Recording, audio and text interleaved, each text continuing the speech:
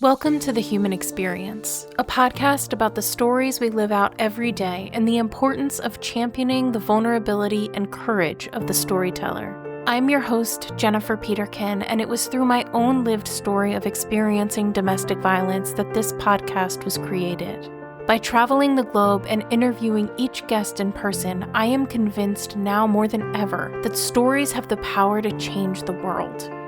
Thank you for being here. In a world full of noise, to listen with intention is an act of resistance. So happy to have you with me today in Panama, interviewing you in your home country, home city, where you live, and so excited to hear your story. Thank you so much. I'm excited to have you here. I was all excited about months ago. I've been planning to have you here. I feel like an ambassador to for my own country. I feel like you are too. You're doing a great job as well. So, yeah, you've been showing us around and taking us to eat great food and see the sights. So, it really is a privilege when a local person is willing to share their country with you or their city. There's so much to see. And so when you have somebody that's willing to kind of narrow down the focus for you and say, this is what you need to focus on, this is what you need to see to really get the flavor of the culture in the, few days that you're able to visit a place. So thank you so much. You're welcome. But that's not what we're here to talk about right now. We're here to talk about your story. So if I ask you, where does your story begin? Where would you start that? I guess my story begins when I was younger, maybe 12 years old. I've always been I don't know how to say polyphacetic. I do lots of stuff. So I used to do robotics when I was younger. I learned how to do programming when I was 12, I guess. I loved singing, writing. I love poetry, reading. So as a child, I would go to all sort of contests, and I would win them all. And my grades were also amazing. I loved studying. I loved studying, and I still love it. So I've been very particular, very different from people around me since I was very young. Yes. Yeah. And so you grew up in Panama, Yes. but where in Panama? So I was born in Veráguas, which is the central part of Panama. That's countryside. Yeah, I lived there until now, actually. Now that I think of it, I moved to Panama City couple months ago, 7, 8 months ago. Yeah. So actually living in the city here is a big change for you. Yes. Yeah. Yes. I've been around the city before because we would come and visit, but I've never lived here. So Yeah. I don't even know the streets, which is why I use Waze most of the time. Yeah. So you grew up in the city, or you grew up in the country, not the city. And what was growing up like for you? I guess when I go back, I was raised in a family with lots of problems, those that you carry on from generation to generation. Half my family is Colombian. My mother's Colombian. My mother's side is Colombian. I never met I met my grandmother when I was 2 years old. Never saw her again. But I know my mother was raised with she had a lot of challenges. They lived in a very poor area. She couldn't have education.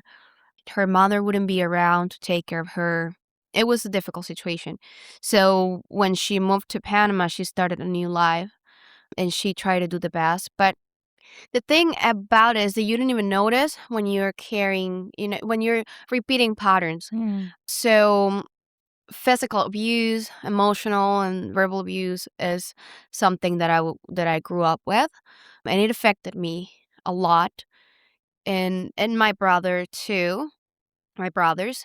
So when I turned 14, 15, I was taken by our authorities, the kind of authorities that are in charge of children and young adults, and they sent me to a foster home which was like a couple of houses away from where I used to live with my biological mother. Oh. And it was a neighbor. And so foster home is not a thing in Panama, actually. That's a thing in U.S. Mm. We do not do foster home here. It's really hard.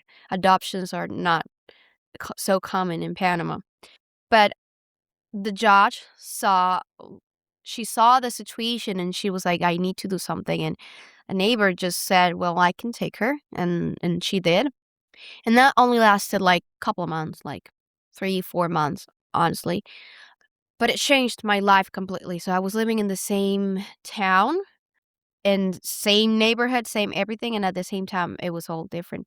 So since I've been 14, I've been around judges and police officers and all of that. Like, that's been my life. I suffered a lot. It wasn't easy. The problem was mainly my biological mother. So I never agreed with the ways I was being treated and physically abused and verbally and emotional abused. So I just went against all of that. And I like I knew that that was not right, and I was young, but I don't know. I started, and this is gonna sound hard, but I started hating her. Mm. Little, like, every time she would like hit me or do wrong, like, she once I went to school, and so the how do you call this, the belt, Belt? the Mhm. belt, so she hit me with that, and I had this like mark like Oh, on here, your big on face. my face, yes. And I went to school like that, and it was worse. So I was also hit with, what you hit horses with. A whip? Yes, Oh, jeez. yes. And the like the broomstick, Mm. that too, and everything that she could find. And I remember putting my hands, like, in front of me just to, like, if I was gonna be hit, like, it better be my hands 'cause it hurts less. Mhm. But every time she would do that, I promised myself I was gonna hate her even more until I didn't care about her at all, and one day it happened. It just happened, and I didn't wanna be around her. And she was fine whenever she was out of home, sharing with other people and friends, but once she got home, she brought all of her problems, and she so let's say it was she was frustrated and stressed about her life and having to take care of 2 children, and it was too much for her, and she didn't know how to handle, and the way that she was treated was the same way she was treating me and my brother. So she thought that was educating me. She thought that was doing the best for me and my brother. And I didn't understand it. She would never talk about her upbringing because it was too hard for her. So I never knew the truth until now that she's able to talk a little bit about it. Mm. But like, you would ask her, like, how was your life when you were a child, like your mom, your father, and she would not talk about it. So she just repeated the same patterns, and it was pretty hard. Like, I have a lot of stories like that. And the authorities, one day, they called so I think it was because my brother didn't know how to handle, like, anger issues, and he's like 1 year younger than me, Mhm. and he tried to how to Strangle? that yes. Well, You he didn't try, or he your did. mom? Yeah, no, me. You? Yes. Oh gosh. So I just it was too much to handle. I was so hurt. I couldn't stand it anymore.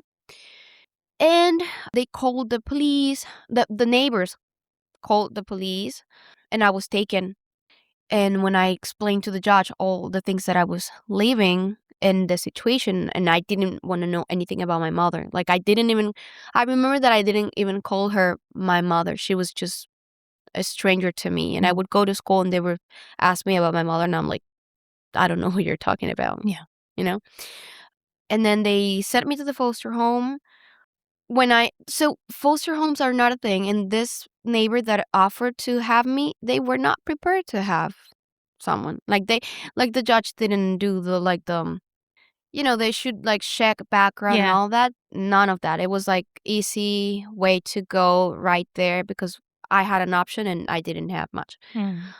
So this neighbor takes me in, but she wasn't I'm not like, I'm grateful for all of the things that she did, but she was not prepared to have me. And I remember that she started feeling like she owned me, and I was living in the same neighborhood, like same everywhere, same school. She felt like she owned me somehow as the months were like passing by. And once I said hi to another neighbor, like I stopped by and I walked and I said hi when I came back to the foster home. And it was 2 houses Mm. away from that one. It was pretty close. But I was greeting someone that it's my neighbor, and it's also someone that I know. And when I came back, she wasn't happy about it, and then she pushed me, and she started having this weird ways, and the judge didn't think that was right. Back then, they tried getting me into the orphanage. That was the first option, but the nuns wouldn't accept me at first. Because when the judge tells them about me, they're like, this is a case that we've never seen before. Really? I mean, they've seen abuse girls, like they've seen all cases, like really, like truly vulnerable situations, like girls that have been physically abused and all of that. But me, I am a very particular story, and that's why they remember me. They still remember me because of that, and they wouldn't accept me. Back then, I was depressed. Like I would go, like I would have to go to the government offices. I would escape sometimes. I wanted to end with my life. Mm. I tried several times, and it didn't work because I know God was there with me. But I tried several times and I wasn't successful. So they diagnosed me with depression. So I had to take medicine for like 2 years, and the nuns were not prepared for any of that, you know? And when they told them about my personality, they were definitely not prepared for that. They never, like, not even when they accepted me, they never got to be prepared for that. Mm. Finally, the judge makes an agreement with the nuns, and they accepted me. So they moved me before graduation time. That was high school graduate. Well, no, I was 15, I guess. Mhm. And they sent me to the orphanage, and I remember that to like a social worker, like a social worker, and then a psychologist from the government entity. They took me to the orphanage, and they left me there. And I love those two people. They're part of my story, and they helped me so much. And I have so many people to talk about that have helped me so much. And the nuns received me, and I cried. And first night I felt orphan. Like I don't know how, but I remember being in this tiny, because all the beds are truly tiny, so only one person can fit in there. And I remember crying, and I remember that night, that first night, I thought to myself, I am feeling like an orphan, and I continued crying. Like I don't, like I'm not orphan, but that night I felt completely alone. Mm. I felt like I was completely alone.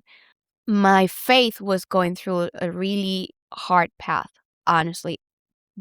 At that moment, I didn't want to know anything about no Jesus, no God, because I thought, what have I done to you so that I was born in this family and I'm going through all of this? Like, what did I do? Like, are you supposed to protect me? Yeah. So it was pretty hard, like, understanding why I was going through all that. And the days passed, and I continued crying. It was 3 a.m., and I would wake up, and the girls couldn't sleep. And one of the nuns, she just became very close to me, or I got close to her, which might be different. And today I think she's like a mom to me. Mm. And she would take me everywhere she would go. And since I couldn't stop crying, she had to figure a way to get me out of bed, because I wouldn't get out of bed. I wouldn't eat. Mm. And the girls wouldn't treat me that well. Because, so most of the girls in there are, in all senses, truly different from me. Physically, like I'm not the stereotypical orphan girl, right? So they felt weird about me. And they, like, the little ones would come, approach, and talk to me a little bit, but the other, like the ones my age, they wouldn't want to talk to me at all. So it was pretty hard. So I wouldn't eat. I would just sleep. And then this nun, one day I remember, and this is one of my favorite gifts of all times. One of the things I'm most grateful for. This is a good memory. I was crying, won't eat, and she came to the room. I was the only one in there, and she was holding something behind her back, and she told me, if you come out and eat something, I have a gift for you. But you have to come out and stop crying. And there's always been something about her. Her name is Sortrini. There's always been something about Sortrini that makes her so special. She can convince anyone. She's so sweet. And well, I did what she said because I wanted to know what the gift was. She bought me 2 books. Mm. And that's not something that she would do for any, like, that was the first time she was gifting books to anyone. Mhm. She went to the store and, like, she knew exactly what I needed. If she had come with candy, no way, I'm not going to eat, or I'm not stopping crying. But she came with 2 books. It was one from William Shakespeare, Sueño de una noche de verano. I don't know the title in English. And the other one was Panamanian writer, Okay. like author. And I can read books in one day. That's part of me. Mhm. And she started with that, and then she started taking me out with her in books and library and all that. And that's how she got me out of there. I mean, we struggled the next years with, it wasn't easy. I was going through a harsh situation, but she found her ways. It wasn't always easy. So I started integrating a little bit. It was hard. I don't watch television because to me it was, reading books was more interesting. And I tend to isolate from people a lot. Just go into my own zone, and I don't do well with people of my age. I do well with older people because I learn from them, and we can have interesting conversations. When it comes to people of my age, it's not so easy. It wasn't. I was 12, and I remember I didn't have any friends because of that. I was also an athlete. That's, yes, I used to compete running, and it was a huge part of me. I did everything that I could, Yeah. honestly. So, but at that moment, I was doing nothing, and I needed to fill my space with all of these things that I love, and I couldn't because I was trapped in there. And you have to follow certain rules that I never cared about. I n- I did my effort for a few days, and then they had to change, not me. Mm. It was hard. So I I was trying to integrate with the girls, but it was hard. I tried, but I would prefer having a book while they were all eating. I would finish quickly and then start reading. They were all talking, and I was in my own. Like, I was with all of them, and at the same time, I'm not. And I wasn't used to the system. So you have to wake up 3:30 a.m. There's girls like waking up, Mm. and they wake you up because they make noise. I hate, like, I dislike waking up that early. 4 a.m., all of them up. Oh, Not why? me, because that's the system, because that's how it is. So all of them up at 4 a.m. Well, they have to get ready for school. And there's like 60 girls. And there's like 4 bathrooms.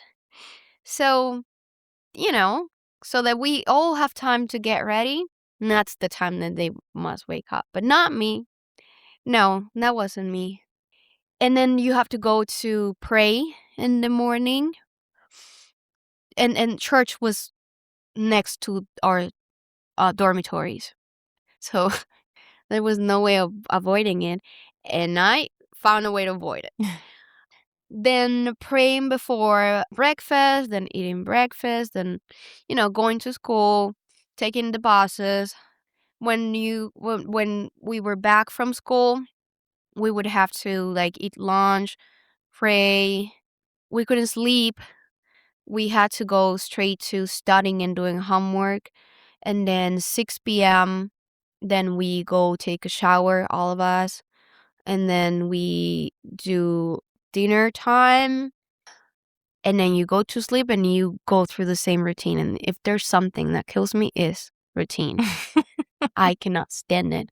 Plus, I needed to sleep. So for 4 years, I felt drained. Like I don't feel like that anymore, but I felt constantly drained with this need to be sleeping all the time. I was tired all the time. I I wouldn't wake up 4 a.m. I waited until they were all ready, and I told them on like I can't. Like I need to sleep. I was the only one studying science for high school, because you can, here in Panama, you can go into different Mm. like concentrations. I don't know how to say it, but Yeah. yeah. So I went for science, and when it was church time in the morning, because at first I would go to school in the afternoon, so I had to go to church in the morning, and I did it for a couple of weeks, and then I wasn't feeling it. So I told them that I'm not feeling it. Whatever I'm saying in there, it's not coming out of my heart. I don't want to go anymore. And they got into this big fight, like all the nuns, and they were like, they were not accepting that. And we had a lot of problem. And then when it was church time, I would be sleeping under my bed so that they wouldn't find me until they found me. And then I had to find another spot. Okay. And then I just didn't care. I would sleep and they were mad and I felt bad about it, but I needed to sleep. Not that I'm proud of not following rules, but I kind of I'm There you so go. sorry. I kind of am, and now they laugh about it. And now they're like, they look at me and they're like, it was all worth it. Good. But it took us a lot. So that's how I changed. I took school then in the morning so that I wouldn't have to go to church in the morning. Gotcha. I could skip that. Yeah. Yeah. That's the reason why I changed timing. And then I started doing better at school. I was back like at being myself again and studying and being the best and having this thing about academically, what they call like the academic weapon thing. Well, Mm-hmm. I was back to being that. I was back to being top Mm-hmm. high, like top student. And the nuns were, I was the only one, like I had the highest grade at the orphanage and they were happy about it. At school, everyone loved me. And then slowly I started, one day they were having like a public speaking contest and I say, I'm going. And the nuns didn't know and I won. I mean, I trusted myself. I won. And when all the professors knew that I was from the orphanage, like the Spanish professors that they had to tutor me, they didn't want to. They all backed down, because coming from an orphanage represent a problem that you are legally protected by the government, by state, and they have never handled a girl like me, or from an orphanage. And one professor said yes, and today she's family. Mm. She trusted me, and we actually won the contest nationally.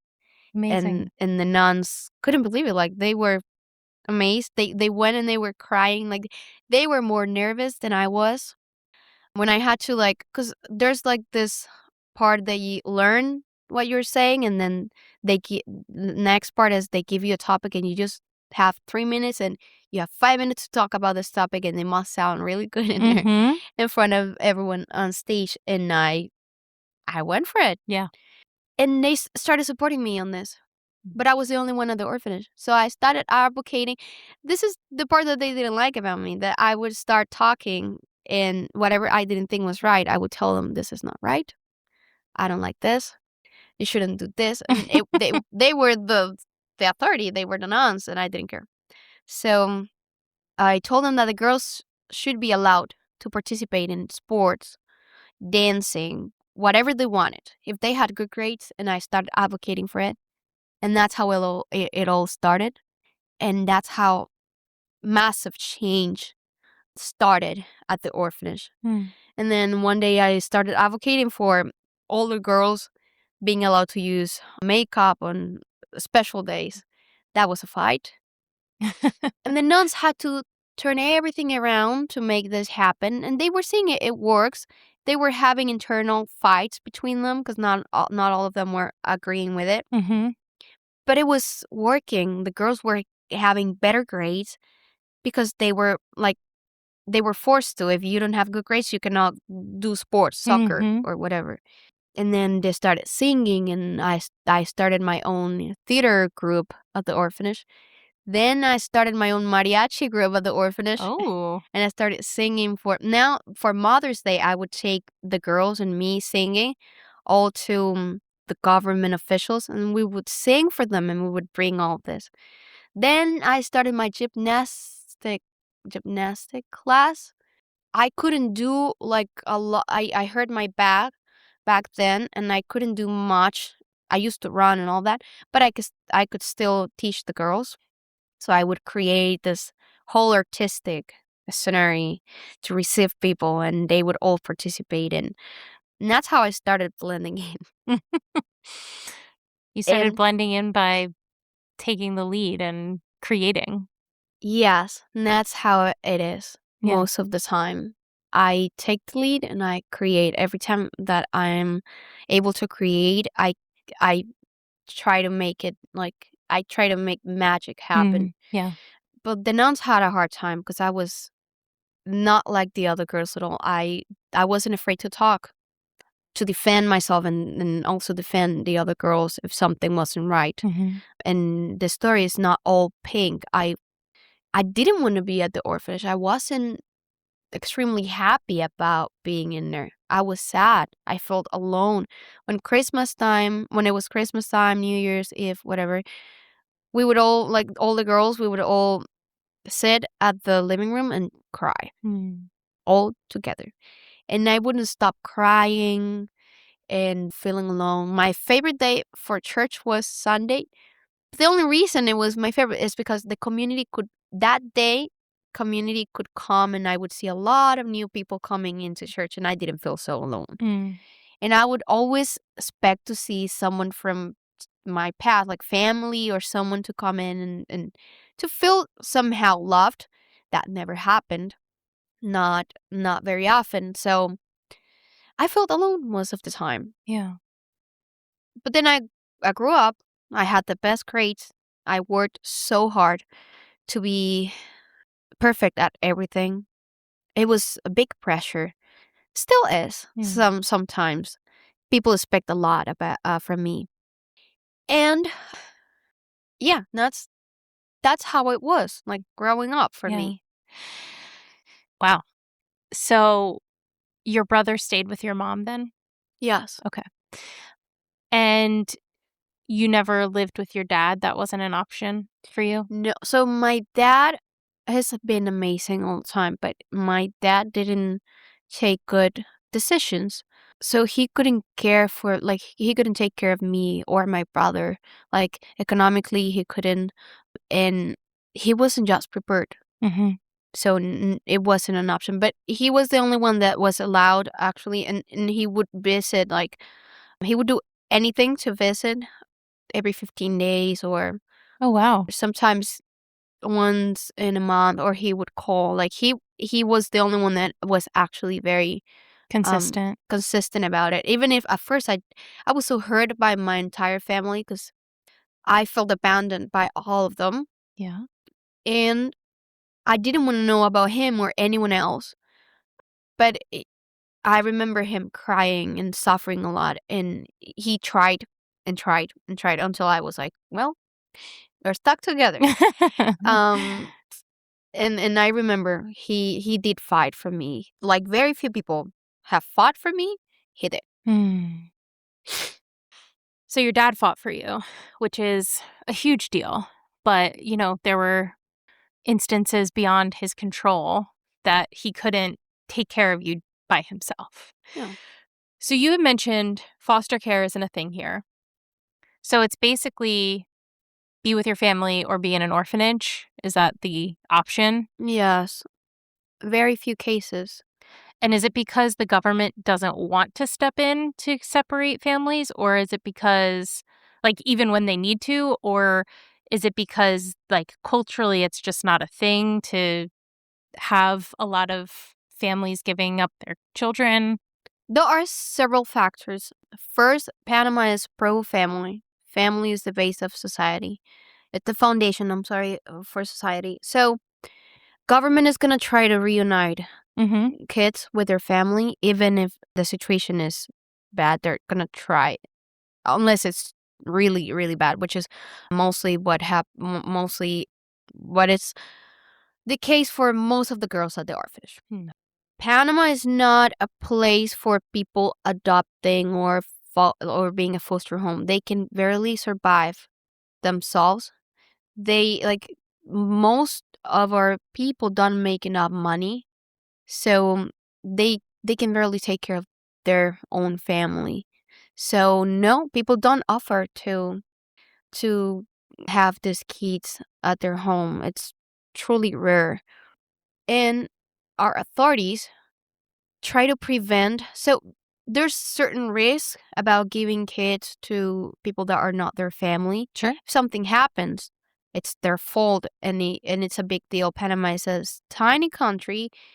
Whatever you want on the news, believe me, it's easy to get it there, and the whole Mm. country gets all. It's a scandal, and it goes crazy. So government doesn't want that. Yeah. So for so many reasons, it's very few cases it happens. Yeah. It's not so common. Yeah. It's really interesting to know how cultures and countries deal with these issues that are going to come up, regardless of how many things you have in place to fight against it, right? And so that's what happened. That's where you fell into, like the crack you fell into, and the other girls that were at the orphanage with you. Yes. Yes. But this whole thing came about. I'm in Panama right now because a good friend of both of ours met you through her sister who lives in Pennsylvania because you were living in Pennsylvania for 5 years. So, how did you go from an orphanage in Panama to actually kind of the middle of nowhere, Pennsylvania? You were in Wilkes-Barre, Pennsylvania, in the middle of the state. Whenever I'm asked that question, and it's very often, first thing I say it's God. Mm. It's my heavenly Father. There's no other way to explain it. I know He prepared me for that. If I had not gone through all of the things I went through, I wouldn't be here. I would have not gotten there. Well, I had good grades and I did a lot at school and I won lots of awards and perfect student, liked by all professors, very popular. Not the kind of popular that we see in movies. I was sort of like those that are really good students and then they just, that popular, not the pretty ones. Ye No. So I was at the orphanage. It was October 11, 2019. And someone came in. Her name was Marcova Concepcion, former minister for social development in Panama. It was pretty high authority, and she was visiting first. So the nuns that run like the orphanage also run like elderly home, right? Mm. So Markova was this social development minister was visiting the elderly home, and the nuns told her like, "Oh, couple of blocks from here, we have an orphanage, girls." It was Friday night, 8 p.m. She could have gone to her hotel. I'm sure she was tired of visiting lots of places that day, and she said, "Why now? Like, why not?" So she she came to the orphanage, and the girls, as always, would receive people singing. I didn't want to sing for her. I was studying. I wouldn't come out. Like I heard the noise and all. Like because the girls would get really hyped up and all Sure. that, and I wasn't into that. I was studying, and I was like, I'm not gonna receive another government official that is just gonna come see things and kisses and then bye bye and Mm. never seeing them again. Yeah. I wasn't up for that, but almost at the end, I was a little bit curious. So I went out, not for singing, not at all. I wasn't singing for that kind of people that I thought I was meeting. I come out and I see this woman, and she was everything I wasn't expecting her to be. Mhm. Simple. There was something about her. I think the thing that made me curious was her simplicity, the way she was dressed up. It was so simple. And the nuns are and were very proud of me, so they would always introduce me to. And I have pictures of that day. And she only asked me 2 questions, I remember. She asked me what my grades were like. She was surprised to know that they were really good. And then she asked me what I wanted to do for the future, what I wanted to study, what was my dream. And I remember I told her, I want to go abroad. I want to learn English, and I want to study something related to chemistry or biology. She never promised anything. She left that night, and I thought it was just like one of those politicians that come and go, as always. I didn't believe in her, honestly. And I had forgotten about her until it was December same year, 2019. And I was about to graduate, and I received a letter from the government institution that was in charge of institutionalized girls, including me. And the letter said that I had 3 days to leave the orphanage. And I cried those 3 days because back then I didn't know how to solve my problems. So my way of solving problems was bed and crying. I mean, that's a pretty big problem. 3 days is not a lot of notice to leave your home without a plan. I mean, I was 18. I tried planning, but the nuns wouldn't help me plan because Mm. that's why I get so anxious, and that's something about me. I get anxious about future, so I start planning and having all these options just to prevent things from happening because this was what happened. It traumatized me. Yeah. And I didn't know how. To me, most important thing was studying, and I didn't know how I was going to do to study. Or I imagined myself living under a bridge. Mm. Like I imagined every single like situation happening, and to me, I couldn't count on my family. Like to me, I was alone. Like I knew I had family, and I couldn't think of them. Like I couldn't trust them.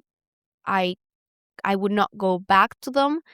I would not have them. Like to me, I was alone. Mhm. That's how it felt. I was alone against the world, and it's always been like that. So I cried. I I don't know. Like there was nothing that I could do. I mean, there probably was something that I could do, but I I was so desperate. And the third day that I had to go out, someone, I think the nuns, found a way to contact Markova, social development minister, and I didn't know about it. And she found like contact through her contacts and through networking. She found an apartment I didn't have to pay for. She found a place for me to live for a couple of weeks, and since then she's been like on top of everything about me, and she was taking care of me even if we didn't know each other. So for a month I had a place, and it was graduation time, December 19, 2019, I guess. I didn't want to go to my own graduation. I was so depressed. Because, yes, I had an apartment, but I was like, no, what do I do? Like, how Mm. do I continue? I'm alone. I don't even know how to cook. The nuns didn't tell me how to, they didn't teach me how to cook. And how did I go to the bank? Or, like, I've never been out. Yeah. Like, I never had the chance to go to a quinceañera party or go out with friends. So everything that I would do, I was 18 and I was out of the walls that I knew, and everything that I was going to do, like if I was going to my bedroom, I would call the nuns and I'm like, I'm going to my bedroom. And I like ask for permission. That's all I knew how to do. The professors from my school and all the people around that I never thought about, like I never thought they would love me so much. When they knew about the situation, the school principal and his wife brought food. They do grocery shopping for me. Mm. And the other one took me to the doctor because I needed to go and I didn't know how to. And the other one bought me clothes because I didn't have much, honestly. And they were all like, it just surprised me. I felt so loved. And I have a problem accepting Mm. things from others. Help, like accepting help from people or people paying for me. I feel like I am great at giving and I love it much more. But Mm-hmm. when it comes to accepting from people, I have a huge problem. I don't do well with that. I'm working on it. And it's part of trauma thing. Yep. You don't feel deserving or, or you feel like you bothered people, and I know it's a trauma response that I have to work on. And then they all started helping me and I wasn't alone. Mm. Like, and the day of my graduation I didn't want to go. I was so sad. And everyone started insisting on me going. And I was like, well, you know, let's go. And the nun was extremely like pushy about it and she wanted me to go and I didn't know. So that day I'm on the line walking up to take my seat and I see a helicopter come down, and all of a sudden from that helicopter comes President of Panama. Back then his name is Laurentino Cortizo Cohen. And the line breaks exactly where I am for him to pass. And he was passing, but somehow he saw me, he passed through, and then he came back. I think he had seen pictures of me, and then he recognized me, and he came to say hi, and then he went to the stage, and I was like, oh, this is just, this is so nice. What I didn't know is that he was there for me.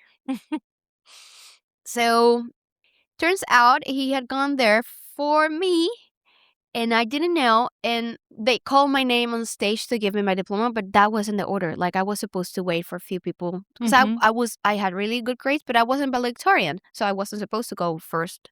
And then they called me, and I thought it was a mistake. I didn't like they had to call me like 3 times, and I was like, like, are you sure? And I even got confused. I was so nervous. I got confused, and I went the wrong way. And I get there, and he gives me my diploma.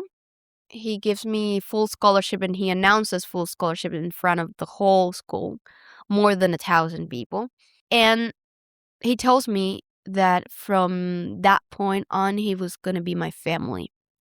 And I remember I was crying, and the first thing I could do was telling him about the nun that was there, and she was like, that's the nun that it's like my mom. And we had pictures, and he hugged me, and my life changed right there. Mm. After that, I was talking to ministers, government officials. For the scholarship, I had to travel to the city, and I didn't have a way moving around. I didn't know the city. So he would have his drivers and presidential palace, like drivers and cars. So I felt so weird because I had to change cars. Apparently, they have like a protocol or something. So I had to change cars, and they were pretty big. Change car every now and then. Oh, wow. They would take me everywhere. Then Markova was in the middle of everything, and I just didn't know. And then she's the one that connected. she's the one that connected Okay. because she was working with him. Like she was Yeah. she's a friend of him, and she was working. But that's for how him. he knew about you. Yes. That's how he because you didn't apply for this scholarship. No. Okay. No. They just gave it to me. Wow. And my dreams came true from that moment. I was on the news, radio interviews, TV interviews. I was a little bit overwhelmed, but I do well with cameras, I guess, sometimes. And my life changed. One day I was at the presidential palace, and I was like, the president like stood up and he gave me his seat, and I wasn't even prepared for that because I didn't think I was going there that day. And I had to give a speech to ministers, and all I could think about was the girls that I left behind. And I told them I am leaving to make my dream come true and study, but I'm not leaving in peace unless I know that the girls that follow me, they are going to have the same opportunity. They can continue studying. If not, this won't help at all. Like you have to look like that way. You cannot forget about these children. And I gave this truly big speech that I don't remember. I know what the topic was about. everyone loved it. To date, like to the date, Markova would tell you that was like top speech, like wow, awesome. I don't know because I wasn't prepared, so I don't really know what I'd say. Yeah. So President of Panama was telling me that when he went to study to Texas, U.S., when he was younger, it was too cold for him, and he had trouble with that, and he didn't want me to go through that. So his wife took me to the mall, and I couldn't. Like, I was shocked. I wasn't processing things because they were happening all so fast. So imagine me walking in a mall in front of everyone with First Lady of Panama, and she would tell me like, "Oh, wear this, and I want you to try this," and I would come out, and she was like, "Oh, that looks cute," and whatever, like that sort of interaction. And it was not just it was First Lady of Panama, Yeah. and they bought all clothing for winter because I didn't have anything. I Yeah. didn't have money or nothing, so they bought all clothing for winter. I received tons of invitations. I also met Erica Ender Erica Ender's a Latin Grammy Award winner, huge here in Panama, and I met her again at the presidential palace, and I connected with lots of people through my story. And then I left. That's how I was sent. For the first time, I took an airplane alone. I had no idea what was waiting for me. I didn't even read the information. I had no idea. Like, I didn't know the university I was going to. I could have picked any university, and I saw a group going to Wilkesburg, and I was so overwhelmed by Yeah. so much. I didn't know I was a child, so I was like, oh, I'll go with those guys. Yeah. I'll go there, and I don't regret it. MIT or Harvard can never be better than the experience that I had at Wilkes University and the people that I met. Yeah. So a month after getting out of the orphanage, I was in the States. Wow. And I didn't know the language. I mean, I knew I was Yeah. pretty good at grammar and writing and all that, but I had never had people speaking to me in English. At first, it was really hard, and I didn't know how to speak English. Like, I could say a few words, but the whole thing together, no. And I got there, and I saw snow, and I fell in love with Pennsylvania, and my journey began, and I am so grateful and so blessed. And what did you study in? Biochemistry, There you go. with a minor in biology and a research project on organic semiconductors. Wow. Did you come back to Panama at all while you were in the U.S.? Yes. Okay. Yes, I would come back for holidays. Okay. I would try to. Yes. Oh, that's good. So you at least had an opportunity to see. It's not like you didn't see your family or anything for 4 years. No, actually, on those 5 years, I worked on building from scratch. Like, I had so much to work on, but I knew I had to forgive. I knew I had to let things in the past and try to understand why people act like they do the things they do. And I wanted to be the change. So I heard from someone that if you want to see a change in the world, you gotta be that change. Mm-hmm. And I said, well, my dream is to have a family. I don't want to feel this alone, and I don't want anyone to cry about me. I don't want my biological mother to, because like deep inside she felt bad. I don't want anyone crying for me. I don't want anyone. I don't want to have this life in which I don't talk to you, and you know, I don't want this for other people either. So I gotta be the change here. And of course, it's not just my part. They also did a lot of work, but I slowly I started coming back and trying to interact a little bit and find again a place for them in my life. Maybe not the place that they think they deserve, Yeah. but a place. Yeah. And I started doing that. Wow. So I was working on studying and then building. And sometimes the physical distance is helpful and almost necessary to do that, right? Like Yes. it does make a difference when you aren't having to survive these interactions day to day. You have the physical distance to kind of work through and process some of this stuff so that you can put it in a different place and you can, with boundaries, have relationships with these people. Yes, yes. Time and distance were my best friends. Yeah, yeah. It, I mean, it took me a long time to get past because I still had wounds, Yes. and they were a lot more like open back then, and it was extremely hard. But I I knew who I wanted to be, and then my first my favorite Bible scripture is Corinthians 13, talks about love. Mhm. And I said, whatever I do, I'm going to concentrate on being that. If Yeah. God is love, I am going to be a reflection of love, whatever it takes. And I started today, that's all I work on. Like, yes, I must work on being humble and all the other things, but that's main things to me. I want to be light and love. Mm. Those are my two things. And if I want to see that in the world, if I want to see less fighting, less hate, less like all of this chaos, I want to introduce, like, have to introduce some love into the world Mm. and start with my own family. And then when that's done, I can start with other people. So that's when my faith was being restored. And I still work on my faith every single day, but I couldn't see God's plan until I got there. And when I got there, I was like, you had a big plan. Mhm. Like, I couldn't see it, but since then, I told him, from now on, I am working on trusting you through processes. Even if they take 5 years in an orphanage, I am working on trusting your plans. Yeah. And that's what I've been working on. Mm. I love that. Yeah.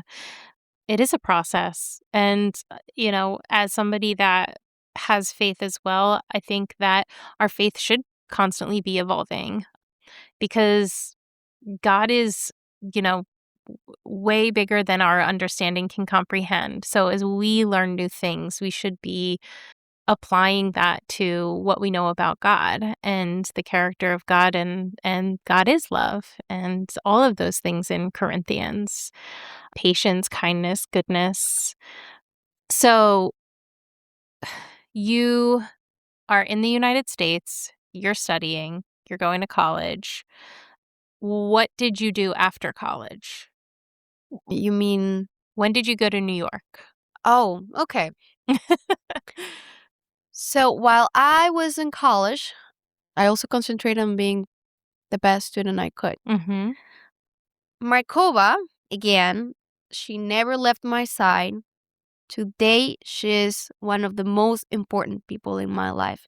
Like, if I have to think of family, she's top priority, Wow. always. So she was always texting me, calling, "Are you okay? How are you feeling? You need medicine." In 2021, she was she became Panama representative in UN, which was in New York, Manhattan. And later, she also became president of the UN Women Board, which was huge. She's the third female Panama representative in UN. Wow. Most of them have been men. And she is someone I look up to.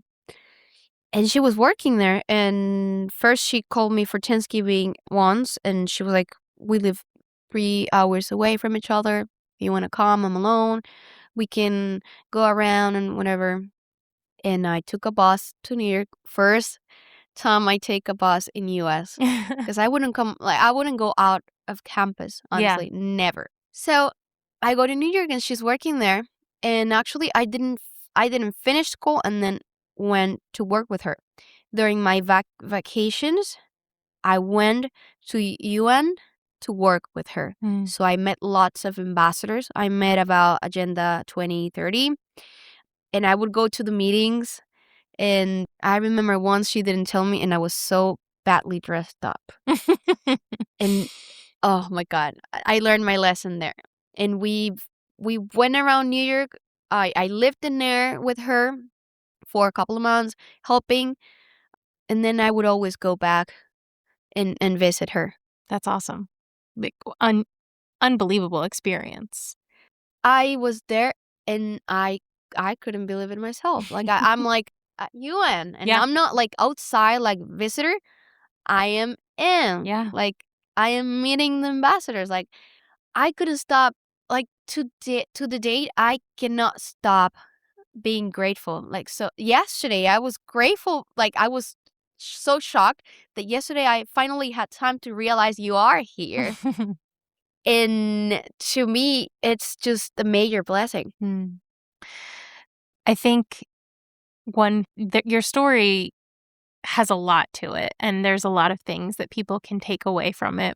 But I think one of the things that really strikes me is to not let opportunities pass you by. If you have an opportunity to do something, even if it seems so scary, take it because you never know where it'll lead you. And you never know. It doesn't mean you don't have to work hard, but take those opportunities because they could be, the beginning of your next big thing, your next big adventure. Yes, that's something that I tell everyone else. I'm afraid all the time. Mhm. I am afraid of going on stage and singing. I am afraid of traveling. I just know I have to take it. If doors open, I trust my intuition. I trust God. Yeah. He wouldn't open those doors for me if he didn't want me to go through. Yep. And I might not believe in myself all the time, and I might not be so confident. But being confident and believing in yourself is not something that you just do. Mm. Just start walking, and then you somehow get it in the process. Yeah.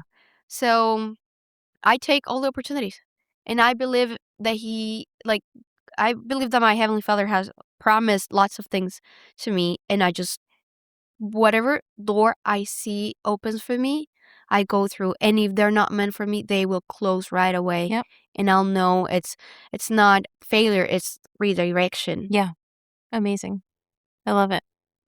So, we're now back in Panama. How did you come back? Well, I finished my major. I finished studying. I had two options. I could go back. I could stay there or come back to Panama. I could work there for 3 years with a visa or a work permit. And it was a truly hard decision. But I realized in the process that yes, I love studying, I love science. I I I accomplished a big dream. All of it. Even getting to see an apple tree. That was a big dream. And the snow. I did everything I could, but I knew that if I stayed, yes, I would be able to live well and have a good salary and all that. And, but it would be more about me. And I wasn't meant for that. I've known since I was 9 years old, and I already knew that. I've people do not understand when I tell them, I don't know, but I was meant for something, and it's not something for me. It's meant to serve others. Hmm. I have a bit like I don't know. There's sometimes I repeat to myself, I was born for greatness, but greatness doesn't mean something extremely big. It's there are different kind of Yeah. greatness, Yeah. but mine, I know I was sent here to do something, and it's not for me. And if I stayed working as a biochemist in the US, it was going to be all about me, and my heart, my soul would not be following the path that it's supposed to. Hmm. It was a truly hard decision, but I told myself that if I was ever going to serve people, I I got to start with my own people. Yeah. I love my country. I never stopped missing it. I cry every time I see my people dancing, or just the most simple thing like saying hi, or like things that I know are different from other people, that makes us different and special. And I came back, and I am not working as a biochemist right now, and I am not, but sometimes I do doubt myself and trying to figure out what path I'm taking, but I know for sure I am an activist. I am gonna advocate and defend children in vulnerable situations, especially institutionalized children. and women rights. I believe a lot more in myself. If I believe I could be president of Panama one day, but I would only do that if it helps other people, not for me, because it would be a huge sacrifice. I don't know exactly where I'm going. I'm just, as doors open, I go through, and Yeah. they keep opening right now. I don't have a clear idea on mine. The only thing I know is whatever I'm doing it with purpose. It must serve a huge purpose. It must change other people's lives. And I am also trying to help girls from the orphanage that I lived in. Yeah. I think that's beautiful.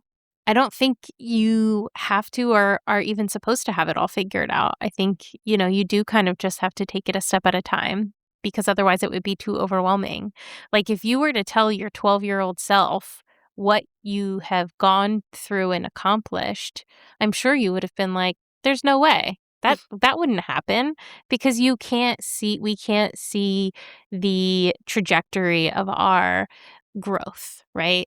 So we just kind of have to experience it as it happens, but be open to having that growth and that evolving.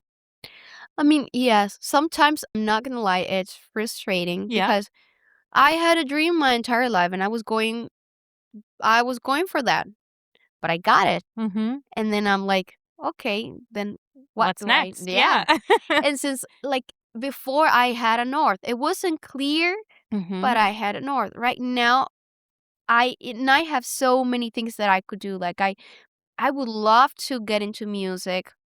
I would love to be a politician. I Mhm. like so many things that I could do. I don't know what to do. So I have decided to start walking and trying. Good. I fully support that as somebody that has said for years that I don't wanna just be one thing. Like, I couldn't pick, and so, in my life, I'm not working at the UN, but I've done a lot of Mhm. different things in my life because I want to have different experiences and different journeys, and that doesn't work for everybody, and not everybody wants that, but that's okay. I am trying. The only thing I know for sure is that I must serve purpose. Yeah. That's the most important thing, that my soul feels like it's going through the things that I was made for. Yeah. Yeah. I love it. So I have a question that I ask everybody at the end of each episode, which is through the lens of your experience, what does compassion mean to you?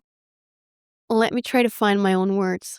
One of my favorite manuscripts or readings, it's from Henry Drummond. It's called the El Don Supremo, the greatest thing in the world, I guess, or the biggest thing in the world.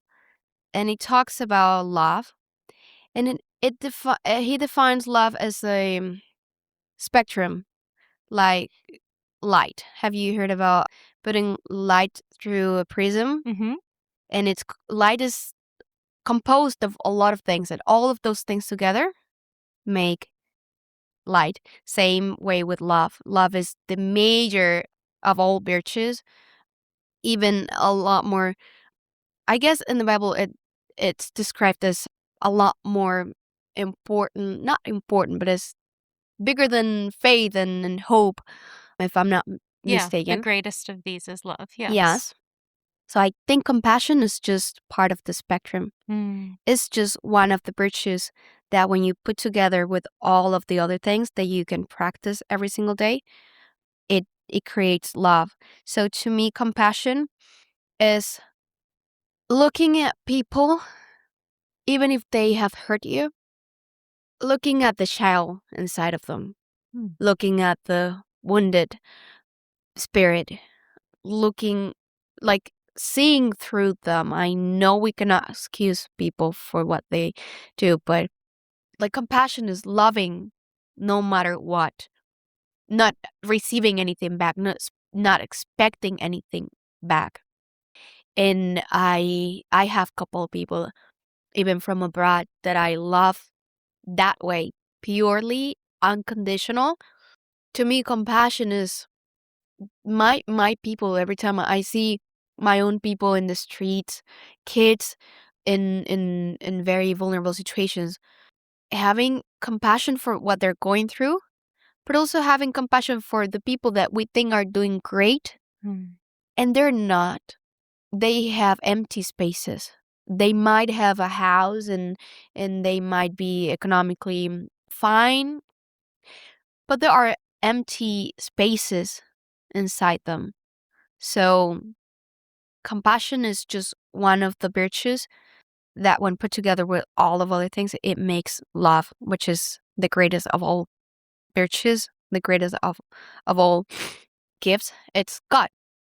It's just that. Wow. That was an incredibly profound and beautiful answer. Thank you. Thank you. I've loved talking to you. I've loved experiencing Panama with you, and I look forward to continue to do so for the next couple of days. But thank you so much for your time. I know it's valuable. You've got a lot going on, as we all heard. So thank you. You're welcome. I'm really happy to have you here. Like, I know it's part of a promise that God is fulfilling to me. Thank you for listening to The Human Experience. Everyone has a story, and I'd love to hear yours. So be sure to check out the show notes for more information about how to stay in touch. Do good and love well.